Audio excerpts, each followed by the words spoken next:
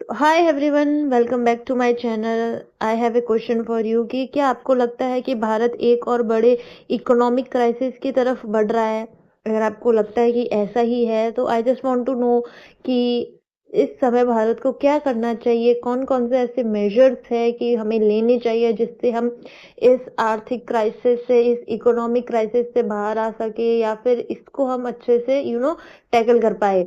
One more question is कि ये crisis हुआ क्यों, जबकि हम तो one of the fastest growing economy है वर्ल्ड में पूरी।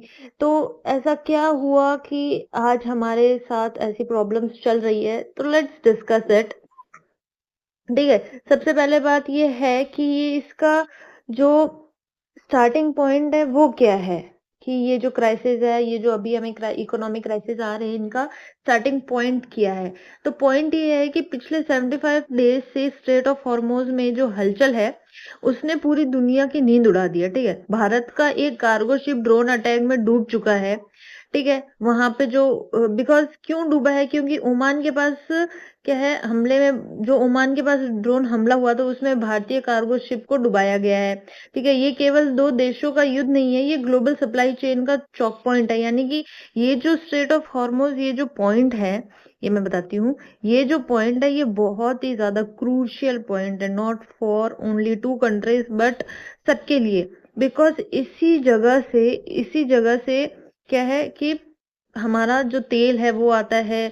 इवन हमारा नहीं, पूरी दुनिया का जो तेल है, वो तेल है या अन्य कोई प्रोडक्ट्स है, वो यहीं से होके गुजरते हैं। बट अभी ये बंद है तो इसकी वजह से सबको बहुत ज्यादा प्रॉब्लम्स आ रही है, सबको बहुत ज्यादा प्रॉब्लम्स फेस करनी पड़ रही है। ठीक है, तो आज के इस वीडियो में हम इस रिपोर्ट का पोस्टमार्टम करेंगे और समझेंगे कि सरकार ने क्या इमरजेंसी मेजर्स उठाए हैं। ठीक है, इसके हिसाब से क्या है कि जो सबसे पहले देखते हैं कि इसका इफेक्ट क्या पड़ा है, करंट सिचुएशन क्या है, कैसे ये इफेक्ट हो रहा है। ठीक है, तो मई 2026 तक क्या है कि इस चौक पॉइंट पर कियोस्क की वजह से ऑयल टैंकर्स का आना मुश्किल हो गया है। हाल ही में एक Indian cargo ship drone attack का शिकार हुआ है जो इस जियो पॉलिटिक्स की सबसे बड़ी कैजुअलिटी है। ठीक है, अभी आज का न्यूज अपडेट ये भी है कि यूकेएमटीओ ने रिपोर्ट किया है कि फेब से मई 2026 के बीच लगभग 47 मैरीटाइम इंसिडेंट्स हो चुके हैं। ये बहुत बड़ी न्यूज है, इसका इम्पैक्ट बहुत बड़ा है। कितने लोग मारे गए हैं, वहां पे हमारे टैंकर अटके हुए हैं, हमारी शिप्स अटकी हुई है, हमारे कार्गोज वहां पे अटक चुके हैं। ठीक है, तो इस देखते हैं इसका इफेक्ट क्या क्या पड़ रहा है सप्लाई चेन पर। क्या हुआ है कि सप्लाई चेन पर ये हार्मोज जो है ये रुकी, यहाँ पे शिपिंग रुकी हुई है। एनर्जी प्राइसेस में क्या हो रहा है कि 150 पर बैरल कच्चा तेल जो होता है, ऑयल जो होता है, वो उसकी कीमत ये है।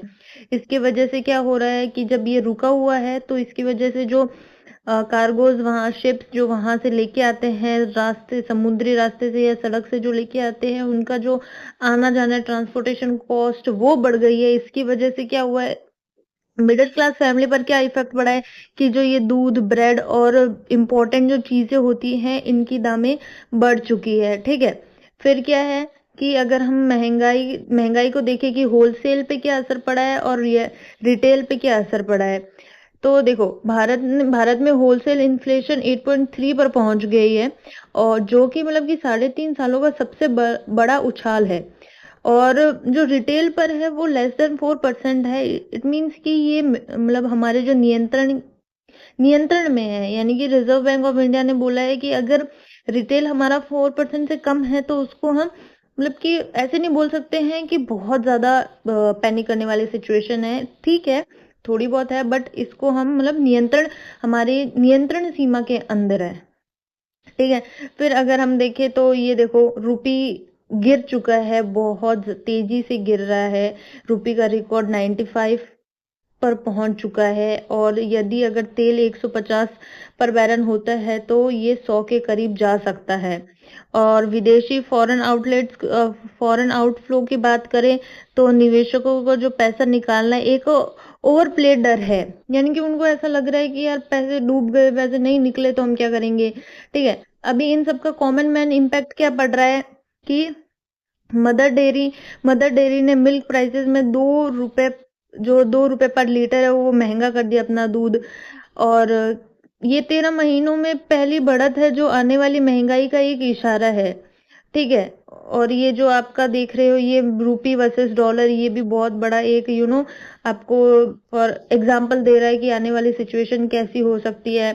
तो अभी हमारे पास ये है कि गवर्नमेंट के प्रोटेक्टिव शील्ड्स क्या है, क्या क्या हम कर सकते हैं। तो उसके लिए है कि उसके लिए हम ये कर सकते हैं, उनकी 3 बड़ी कार्रवाई हैं, ठीक है। पहला है कि गोल्ड इंपोर्ट ड्यूटी उन्होंने लगा दी, 15% लगा दी है, यानी कि टैरिफ डेफिसिट को रोकने के लिए गोल्ड पर ड्यूटी बढ़ा दी गई है। पीएम ने लोगों से अपील की है कि कम से कम 1 साल तक सोना ना खरीदे। शुगर एक्सपोर्ट पर बैन कर दिया गया है। 2026 तक शुगर के एक्सपोर्ट पर कंप्लीट बैन लगा दिया गया है ताकि देश में चीनी सस्ती रहे।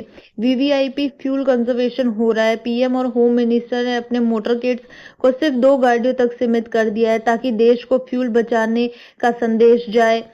फिर सबसे बड़ा टॉपिक ये आता है कि मतलब ये सब तो चलो हो रहा है, बट द टॉपिक इज कि अभी भी इंडिया इतना स्ट्रांग कैसे है, कैसे वो इन सारी चीजों को हैंडल कर रहा है, कैसे वो सब ये चीजें मेंटेन कर रहा है, ठीक है। तो भले ही बाहर का प्रेशर है, लेकिन एस&पी ग्लोबल एंड आरबीआई का मानना है कि भारत का इंटरनल बफर बहुत मजबूत है, ठीक है। उनको ऐसा लगता है, उन्होंने ये चीजें हमें बताई है, ठीक है। रिजर्व्स के हमारे रिजर्व्स कितने, हमारे पास मैसिव फॉरेन एक्सचेंज और क्रूड रिजर्व्स है जो झटकों को झेलने में मदद कर रहे हैं।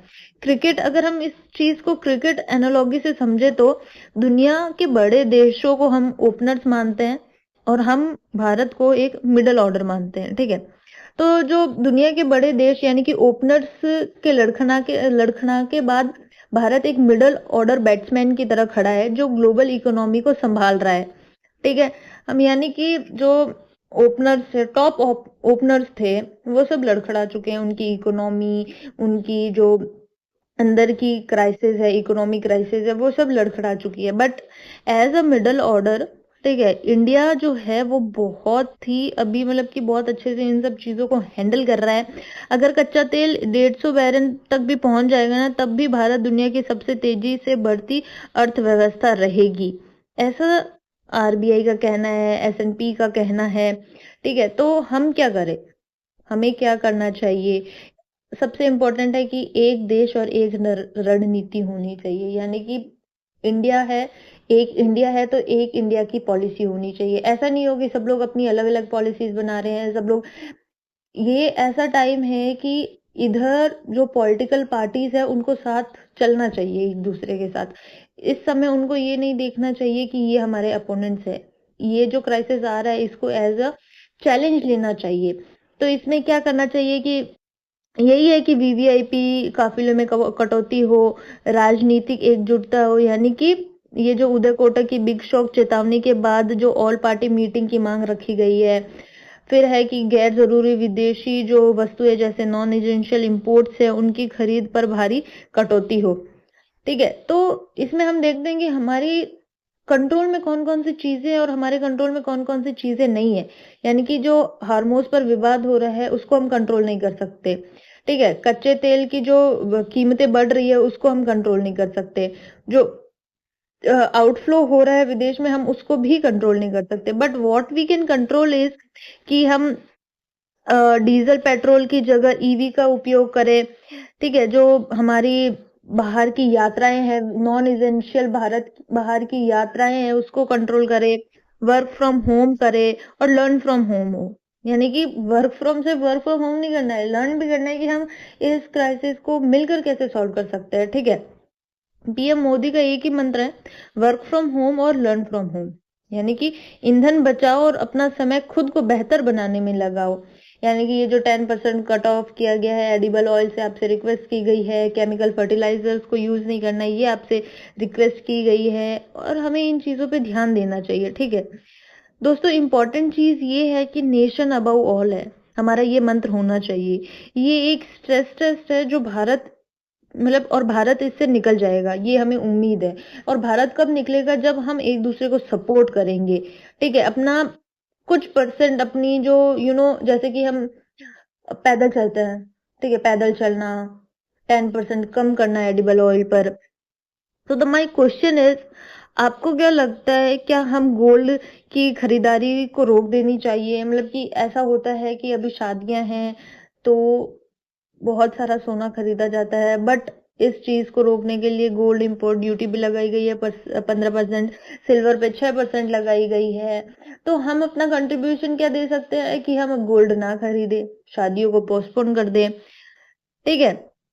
और हमारा ये भी है कि हम अपने पेरेंट्स को समझाएँ, जो बड़े बुजुर्ग हैं, उनको ये चीज़ें नहीं समझ आती है, इकोनॉमिक क्राइसिस क्या होता है, कैसे इन चीज़ों को हैंडल करना है, ये सब उनके बस की बात नहीं है, उनको ये सब समझ भी नहीं आता। बट हमारी ड्यूटी क्या है कि हम उनको समझाएँ, उनको ये बताएँ कि इस चीज़ में हमें कैसे सपोर्ट करना है, कैसे नहीं करना है। अभी शुगर शुगर जो एक्सपोर्ट हो रहा है, उसको सितंबर 2026 तक रोक दिया गया है, क्योंकि ये इमरजेंसी क्राइसिस आ चुका है। ऐसे बहुत सारे गवर्नमेंट स्टेप ले रही है ताकि वो इस इमरजेंसी क्राइसिस से लड़ पाए, इस अपनी जो ये इकोनॉमी बढ़ रही है, जो फास्टेस्ट ग्रोइंग इकोनॉमी है, उसको लेके चले और बढ़ते रहे, रेदर देन कि भाई हम अगर गवर्नमेंट को सपोर्ट नहीं करेंगे तो at the end of the day यही होगा कि हमारी जो इकोनॉमी है वो कोलैप्स होनी तय है।